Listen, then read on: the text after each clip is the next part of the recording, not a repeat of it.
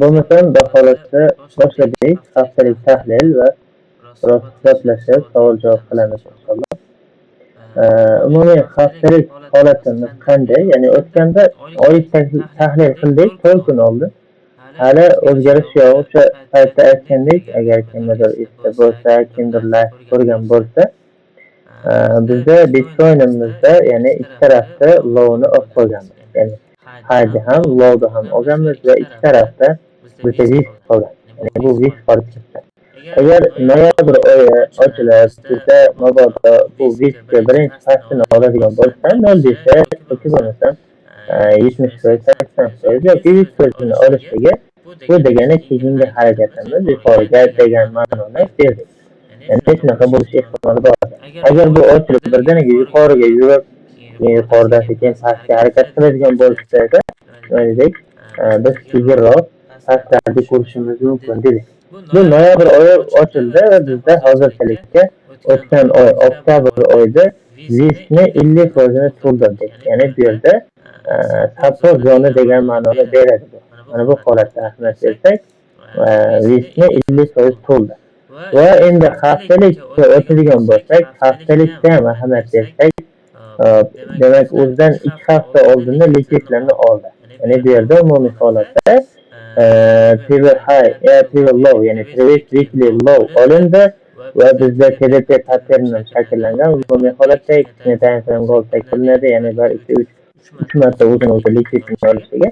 Bu yerdan nisbatan support deb olamizda yuqoriga bo'lishlikka harakat qilsak bo'ladi. Ya'ni haftalik tahlilimiz bo'yicha ham. Va haftalik tahlilda yana menga yoqqan narsa, haftaning boshi bizda ya'ni nima desa bo'ladi, sel bilan boshlandi. Bizda o'tgan hafta uni likvidini olgan, bu yerda risk qoldirgan va bu hafta ham tushib, yana bir marta o'zini likvidini olib, bu riskni ham qopladi. Keyin bola dushanba haftani boshida bo'ladi. Bizda yana nima bo'lishi mumkin? Ya'ni seshanba, chorshanba yana biroz pastroqqa tushib, keyin shu bilan bo'lishga harakat qilishimiz mumkin bo'ladi deb qarasak bo'ladi. Endi umumiy haftalikda bizda trend o'zgarishligi, ya'ni kim nima desa, mana shaxsiy qarashim shu 108,000 zonamiz, 108,000 zonamiz. Haftalik time frame'da, ya'ni mana shu haftalik time frame'da tanamiz pastga berkilsa, men hozirda ya'ni pastroqqa tushishligini kutaman. Haligi oylik analizimizda aytganmiz, mana buni olishligini 98,000, 95,000 nima uchun desa, 95,000 pastlarda oylik seviyagi bor. Ana shu joyga tushishi mumkin deb qaramayman. Lekin uning uchun haftalik time frame'dagi candle tanasini 108,000 pastida berkitishlik kerak bo'ladi menimcha. Demak, 108,000 tanasini pastida berkitmas ekan, men ungacha bozorda xotirjam diskantda bo'lishga harakat qilib savdo qilib turaman. Va endi umumiy holatda haftalikda ham shu.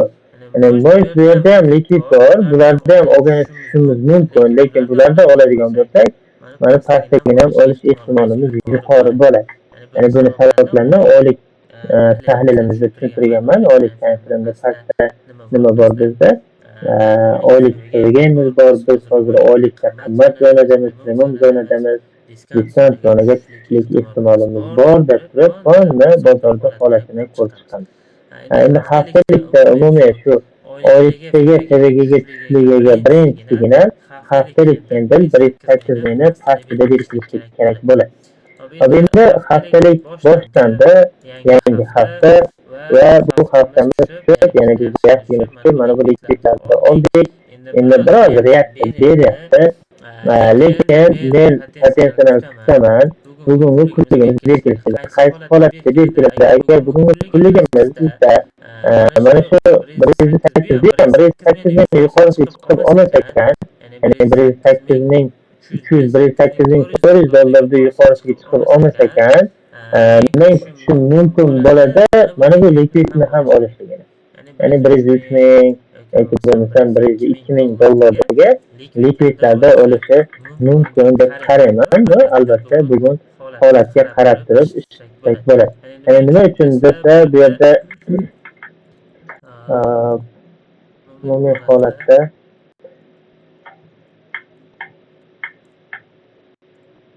mana bu ikkisi likvid. Endi bu yerda buni ham tushuntirib beraman, xudo xohlasa foydali bo'ladi deb o'ylayman. Ob'yom. Bozorda asosan ob'yom boshqaradi. Ya'ni ob'yom degani pul. Pul qaysi tarafda? Oluvchilar yoki sotuvchilar. Bozorda asosan talab va taklif bo'lganligi uchun narx seviyaga tortishga harakatlanib yuradi.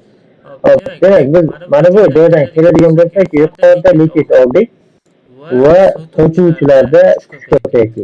Ya'ni ob'yom ko'payib ketdi. Bu birinchi ob'yom. Ya'ni bu yerda kattalar sotishdi. Endi buni retrasini va mana bu ikkinchi ob'yom. Ahamiyat bersak, 4ta candle bilan yana o'pishib qo'yadi. Yaxshigina o'pishdi. Demak, mana bu birinchi ob'yomdagi kuch ikkinchi ob'yomga o'tyapti. Ya'ni bu ikkinchi ob'yom.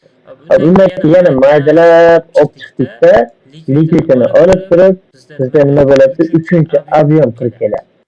Uchinchi ob'yomdan 3ta candle bilan bizda yaxshigina o'pishib qo'ydi. Endi yana maydalab oluvchilarda kuchi yo'q. Ya'ni bu nima degan desa, oluvchilar hali katta ig'roqlar hali kirmayapti degan. Faqatgina sotuvchilarda kuchi bor degan.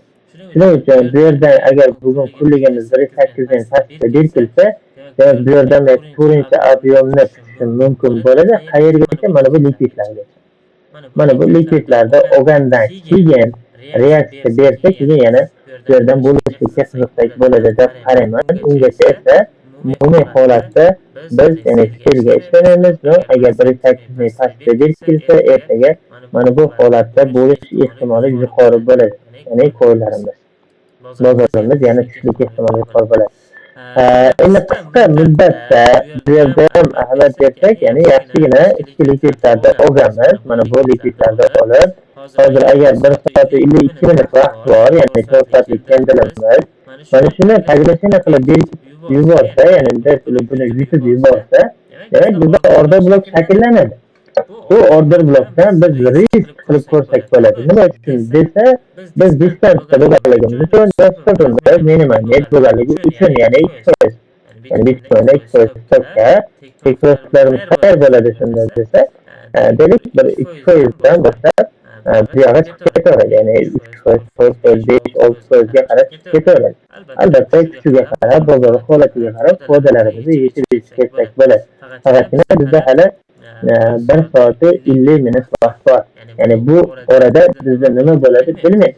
Balki buni yutib yuborar, balki yutib yubormasdan likvidini olib pastroqda yo'qolib qolishi mumkin bo'ladi. Endi bu yerda ham section bo'yicha tasdiqni ham o'rgatib ketaman. Misol uchun ko'rmay qoladi yoki dam olayotgan bo'lsam, sizlar kurs ko'rsanglar bemalol foydalanishingiz mumkin bo'ladi. Bu narsalar o'zi nima desa bo'ladi? Men aytib o'tkaman. Ya'ni agar hozir mana 4 soatlik buni yutib yubordi deb tasavvur qilaylik. Biz sirasiz savdo qilmaymiz. Tasdiq bilan savdo qilmoqchi bo'lsangiz, 1 soatlikka olasiz, 1 soatlikka. Va 1 soatlikka olgan paytingizda bu yerda seviyaga qolsa, ya'ni imbalans bo'lsa, ana shu imbalansga tushishini kutasiz. Imbalansga tushgan paytda nima qilasiz? 15 minutlik time frame o'tib bitta taglashini, ya'ni yana bu yerda order blok hosil bo'lishligini kutasiz. Mana bu holatda. Order blok hosil bo'lgandan keyin 5 minutlik o'tsangiz, buni ichida seviyaga qolgan bo'lish kerak bo'ladi. Ana shu seviyadan siz savdo qilasiz.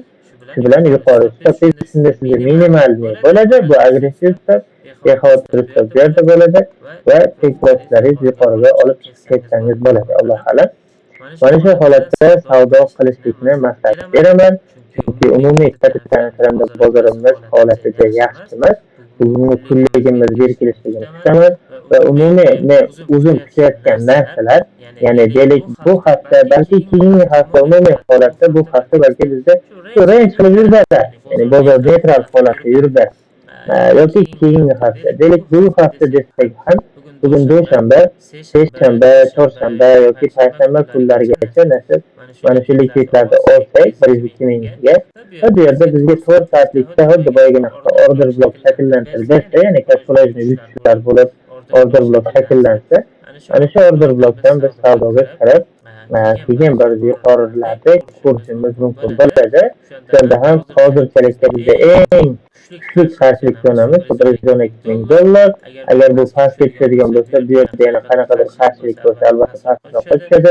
Lekin hozirgi holatda 112,000 brekap qilib bersak, keyin 116,000 uni yorib bersa 120,000 va ATH'ga kurishimiz mumkin bo'ladi.